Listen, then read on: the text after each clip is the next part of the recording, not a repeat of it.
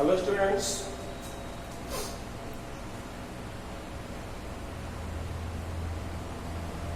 कल हमने पढ़ा था रेजिस्टिविटी और उस रेजिस्टिविटी को इफेक्ट करने वाले जो फैक्टर में टेम्परेचर डिपेंडेंट होता है, resistivity of the material of the conductor.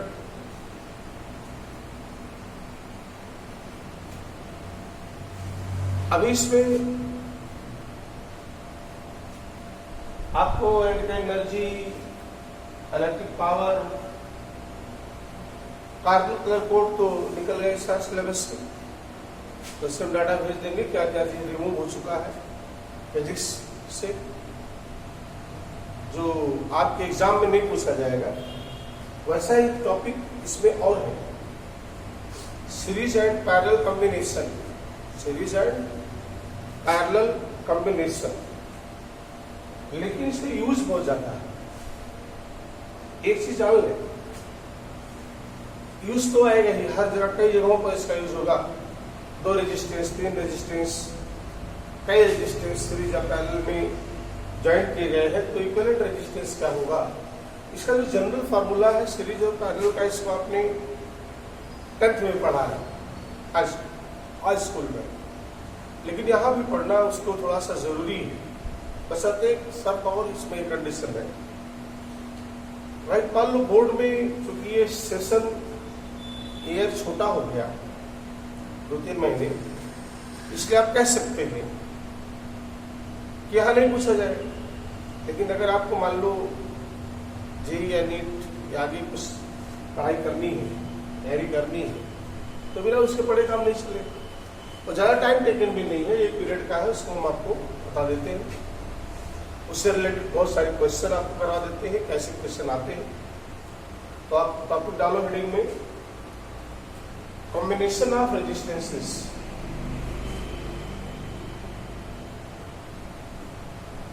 Combination of resistances,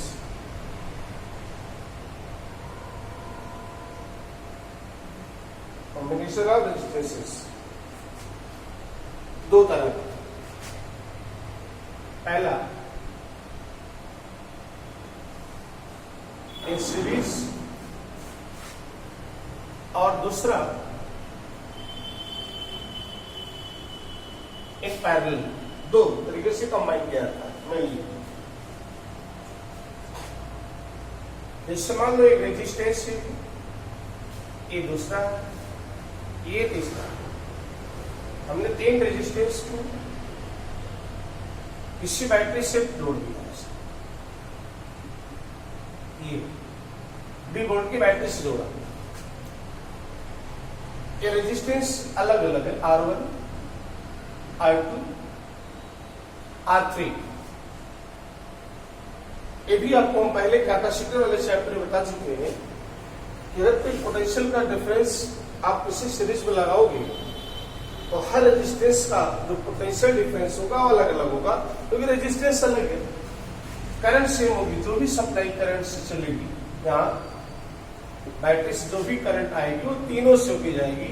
इसका मतलब तीनों में करंट सेम है, इक्वल, बट रेजिस्टेंस R है, इसलिए इसका पोटेंशियल डिफरेंस मान लो V1 है, इसका पोटेंशियल डिफरेंस मान लो V2 है, यहाँ एक potential difference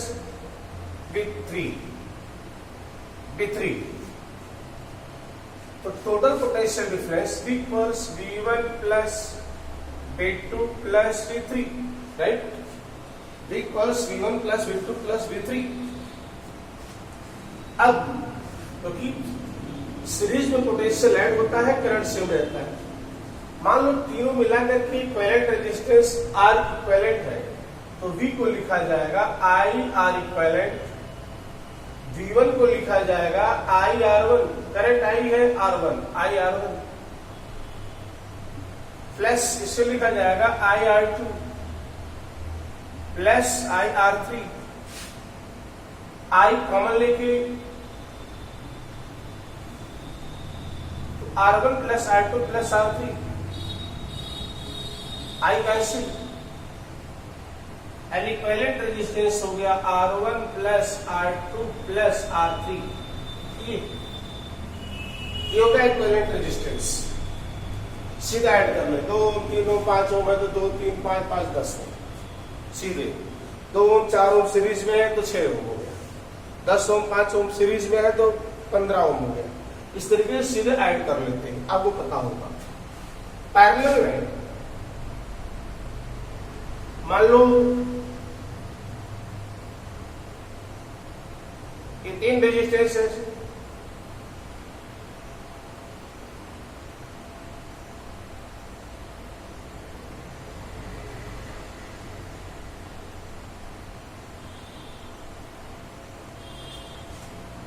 R1 R2 R3 ऐसे पैरेलल में जुड़ा, बी बैटरी की सप्लाई से। तो हमने यहां भी बताया था पैरेलल कॉम्बिनेशन के लिए,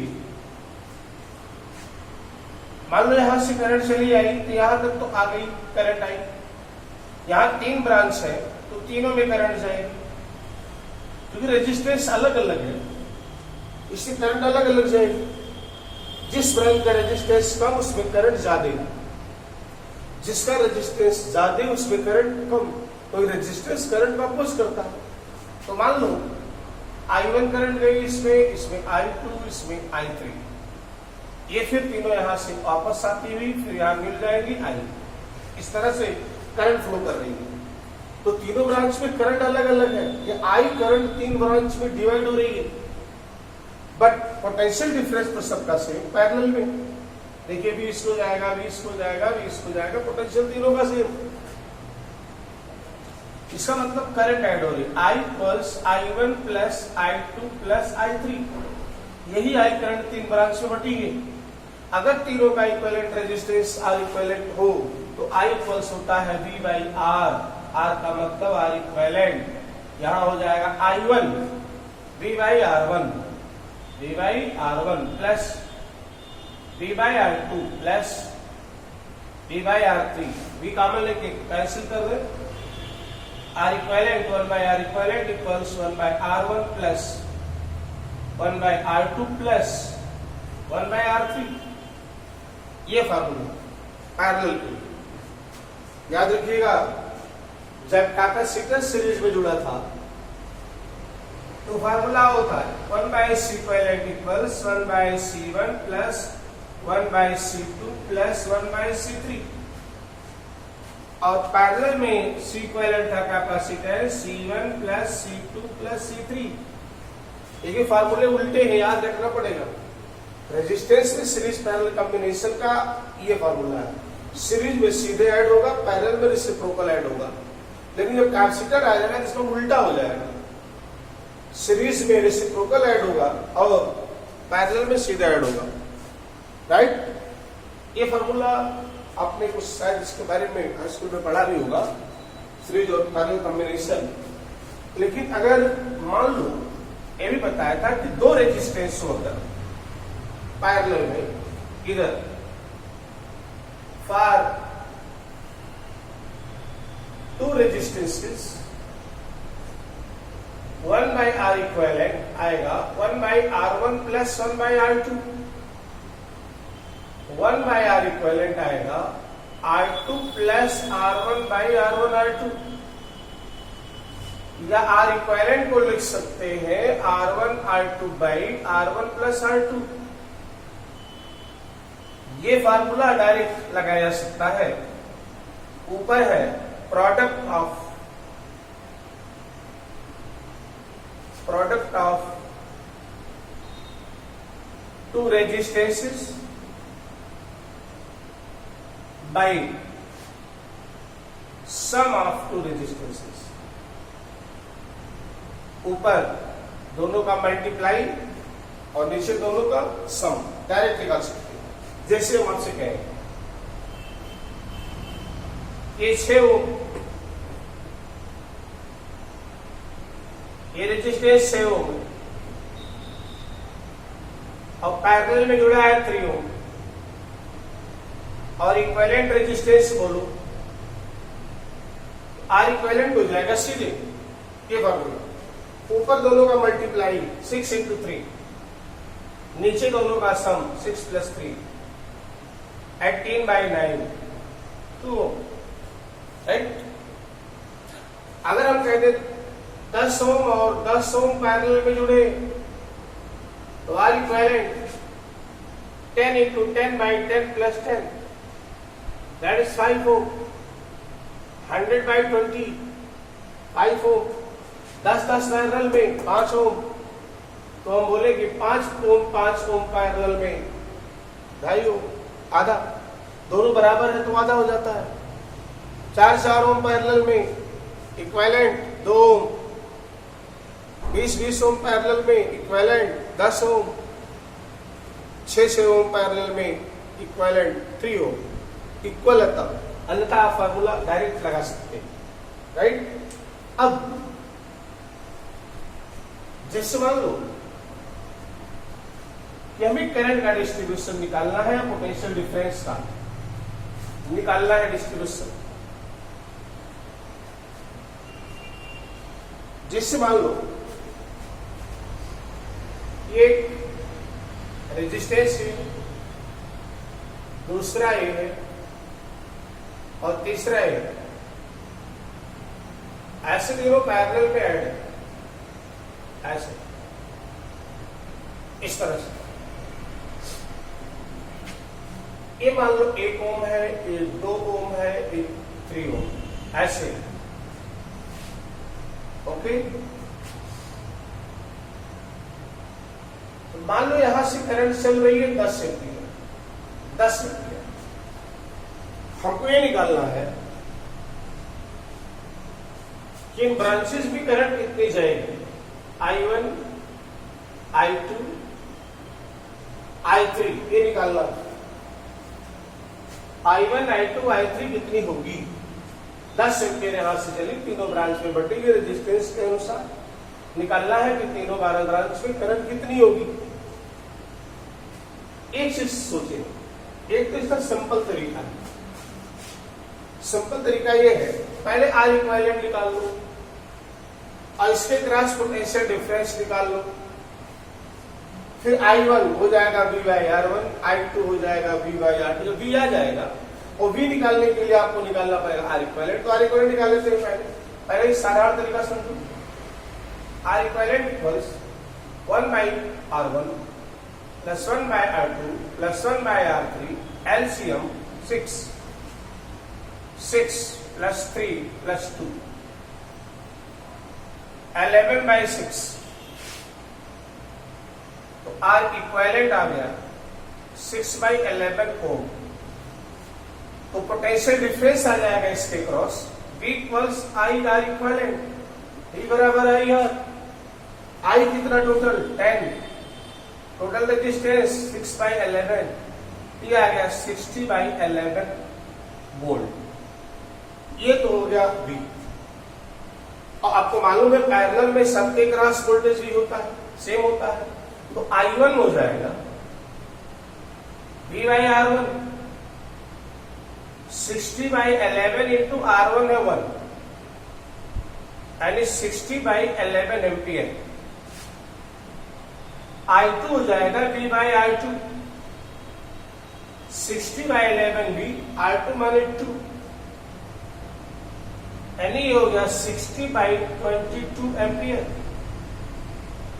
और I3 हो जाएगा V/R3, 60/11 V, R3 3, तो लिख सकते हैं 60/33 एम्पियर। या इसको लिख सकते हो 30/11 एम्पियर, इसको लिख सकते हो 20/11 एम्पियर। ये आपके तीनों ब्रांच में करंट होगी, 60/11 एम्पियर, 30/11 एम्पियर और 20/11 एम्पियर। एक तरीका और हो सकता है इसका, देखिए ऐसे जो स्मार्ट तरीका है फास्ट क्वेश्चन करने के लिए, ऐसा कर सकते हैं कि I इक्वल्स होता है V/R, होता है, but in parallel combination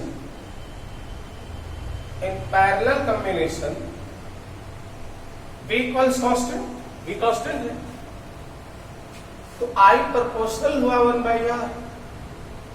इसका मतलब इन ब्रांचों में जो करंट का रेशियो हुआ I1:I2:I3 equals 1/R1:1/I2:1/R3,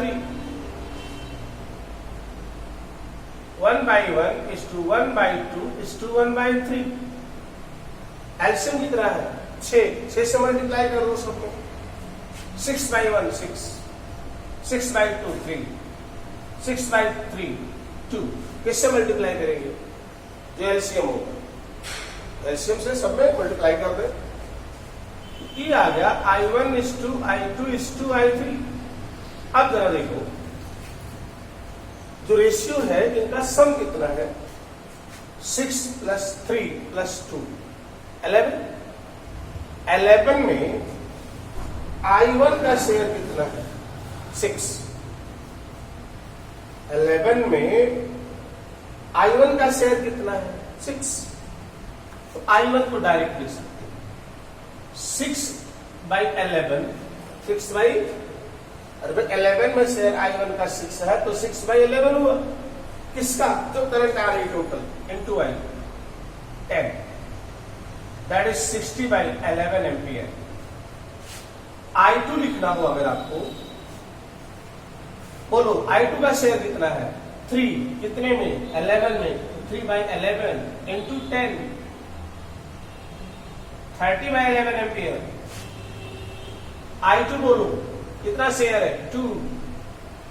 2/11 into 10, that is 20/11 ampere. देखिए ये आंसर याद है। 60 में आप लगा सकते हो, थोड़ा समझाने में टाइम लगेगा, फटाफट आप उसको लगा सकते हैं। ये तरीका एक होता ही है।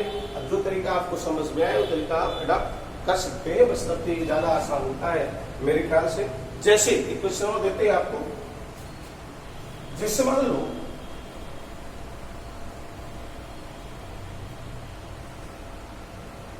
ये रेजिस्टेंस है, ये दूसरा और ये तीसरा, ये तीनों रेजिस्टेंस ऐड पैरेलल। यहां करंट आ रही है, मान लो 5 एम्पियर और रेजिस्टेंस है 2 ओम, 3 ओम, 5 ओम रेजिस्टेंस, और तीनों में हमको करंट निकालनी है I1, I2, I3। अच्छा इसलिए और ये तीनों को ऐड करो, तीनों को ऐड करने पर अगर नेट के बराबर आ जाए 60, 30, 90, 20, 11, 110/11 10 एम्पियर। देखिए टोटल करंट कितनी चली थी? 10 एम्पियर। इसका मतलब आंसर सही। यहां देखो डायरेक्ट लगाते हैं इसे, कैसे लगाएंगे बोलिए?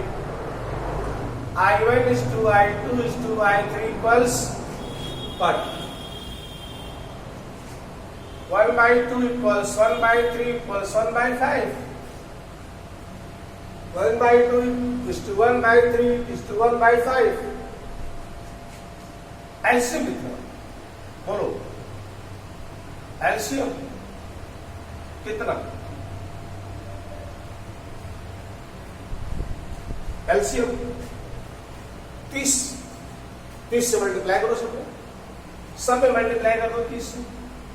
बोलिए 15, 10, 6,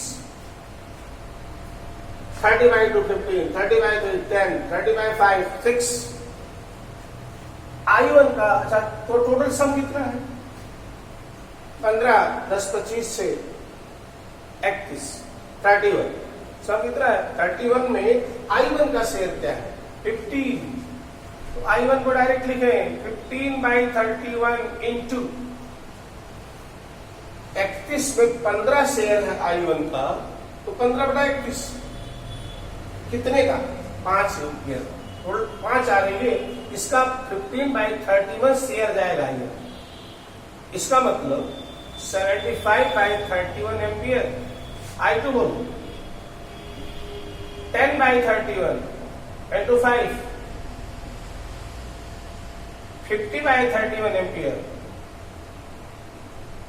से बोलो 6/31 into 5 30/31 एम्पियर। ये हो गया आंसर। अगर जोड़ दो तीनों को 5 एम्पियर के बराबर आ जाए तो आंसर सही। देखिए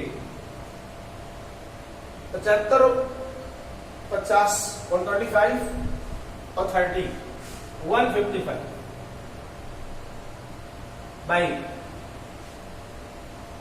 30 50 80 बाई 31 दैट इज 5 बोले। अच्छा, ये तो आपने समझा करंट डिस्ट्रीब्यूशन। एक क्वेश्चन नोट कर लें जो कि आपको लगाना है और आपको डाउट में इस चीज को बताना है आंसर। क्वेश्चन ये नोट कर लें। यहां है 11 एम्पियर, यहां है 2 3 7 और वही करंट निकालनी है। करंट आपको निकालनी है, डाटा चेंज कर दिया है। या फिर 1 3 7 का 1 3 7 11 एम्पियर करंट एंट्री कर रही है। तीनों ब्रांच में आपको करंट पता नहीं है। ओके, ऐसे पोटेंशियल डिफरेंस सीरीज में देखो, मान लो 10 रेजिस्टेंस है, 3 ओम 5 ओम 10 ओम। यहां जो सप्लाई लगाएगी, सप्लाई वोल्टेज मान लो 100 वोल्ट लगा। हमको निकालना है इसका पोटेंशियल डिफरेंस कितना होगा, इसका पोटेंशियल डिफरेंस कितना होगा, इसके क्रॉस पोटेंशियल डिफरेंस कितना होगा, क्योंकि सीरीज में पोटेंशियल डिफरेंस अलग अलग होता है। करंट एक ही होती है। एक तरीका तो साधारण इसका है ही। कौन तरीका है? देखिए साधारण तरीका देखिए क्या है। पहले आर इक्विवेलेंट निकालने सीरीज में, R1 plus R2 plus R3 3 plus 5 plus 10 18 ओम। करंट जो भी यहां से चलेगी तीनों से पे जाएगी, तो करंट निकालने V बाई R V कितना 100, R कितना 18। लिख सकते हैं 50/9 ओम, 50/9 ओम। तो V1 निकल जाएगा। V1 equals IR1। I आ चुका है 50/9 इंटू R1 3 150/9 वोल्ट। V2 निकालेंगे वैसे IR2। I कितना निकल चुका है 50/9। R2 कितना 5 250/9 volt. V3 R3 I 50/9 R3 5 R3 10 500/9 volt. Add कर ले, अगर 100 वोल्ट आ जाए तो सही है। 150 250 कितना हुआ 400 4 5 900 9/9 100 वोल्ट। सही है। ये तो साधारण तरीका है लगाने, ऐसे भी लगा सकते हैं। अगर हम आपसे ऐसे लगाए, देखिए V इक्वल्स IR, सीरीज में क्या कांस्टेंट करंट सब में से, तो V proportional to R। I अगर सेम है तो V प्रपोर्शनल टू R, तो V1 is to V2 is to V3 equals R1 is to R2 is to R3। यार रेसिप्रोकल नहीं, डायरेक्ट है। वहां करंट आर के रेसिप्रोकल में तो रेसिप्रोकल हमने लिया था करंट निकालते समय, यहां डायरेक्ट लेंगे। अगर देखो R1 कितना 3 5 10 तीनों का सम कितना? 18। कितना? 18। अच्छा, इस 18 में V1 का कितना है? शेयर 3, तो V1 आ गया 3/18 मल्टीप्लाई बाई किसका? 3/18 किसका? Total supply 100 volt. 100 ये आ गया 300/18 का मतलब 150/9 वोल्ट। ये देखिए मैं इसका ये अगर V2 निकालोगे तो कितना शेयर? 5 सम 18 100 का, यानी ये भी हो गया 500/18 का मतलब 250/9 वोल्ट। ये देखो मैं इसका, और V3 ऐसे आ जाएगा 10/18 इंटू 100 1000/18 मतलब 500/9 वोल्ट। ये देखिए मैं इसका। ओके, अब जो तरीका आपको आसान लगे वो कर सकते हैं, लेकिन मेरे ख्याल से सबसे अच्छा तरीका यही है, ये शॉर्ट मेथड है, इसे आप लगा सकते हैं। ऐसे ही हम इस पर भी एक क्वेश्चन आपको दे रहे हैं जिससे आपको लगाना है। डाउट क्लास में भी इसका आंसर बताने हैं आपको। मान लो ये 3 रेजिस्टेंस,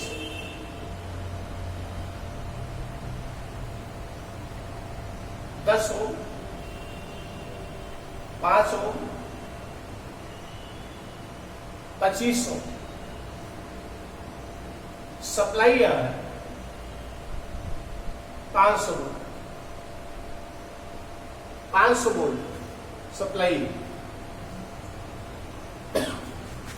यहां मान लो V1 है, इसका V2, इसका V3, रेजिस्टेंस के क्रॉस पोटेंशियल डिफरेंस हमको V1 V2 V3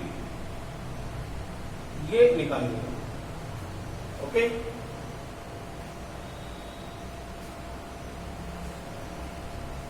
right.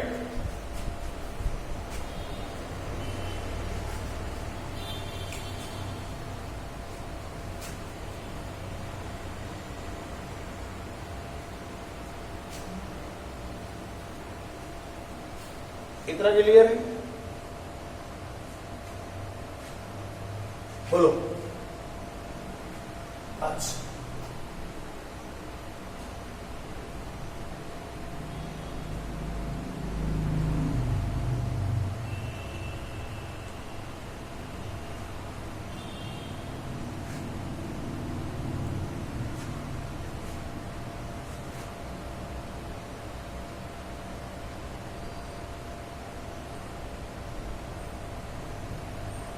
Question और ऐसे ही कर लेते हैं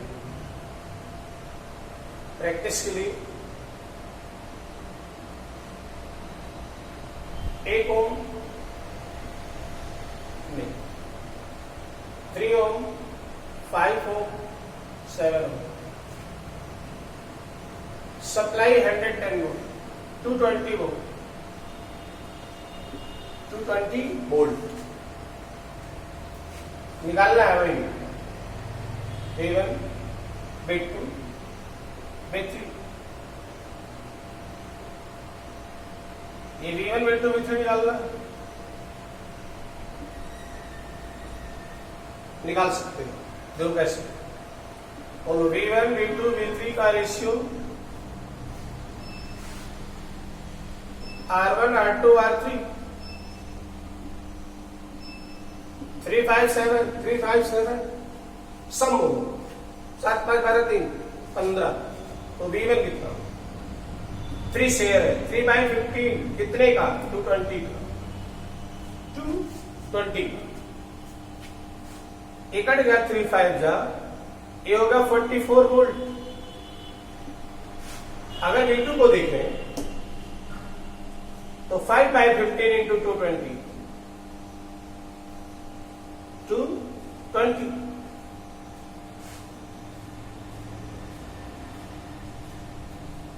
220 बाई 3 बोल्ट V3 आ जाएगा 7/50 into 20 ये आ जाएगा 15 15 बोल्ट। वैसे पास से काट सकते हैं।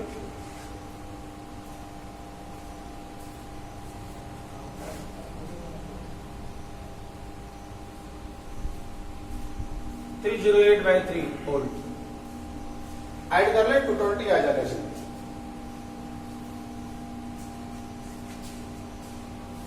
ये वास्तव में था 220/5 तीनों जोड़े 220 वोल्ट आएगा। तीनों को जोड़ेंगे तो 220 वोल्ट आ जाएगा। ओके, कल डिस्कस करते हैं थोड़ा सा और इस पर। ओके।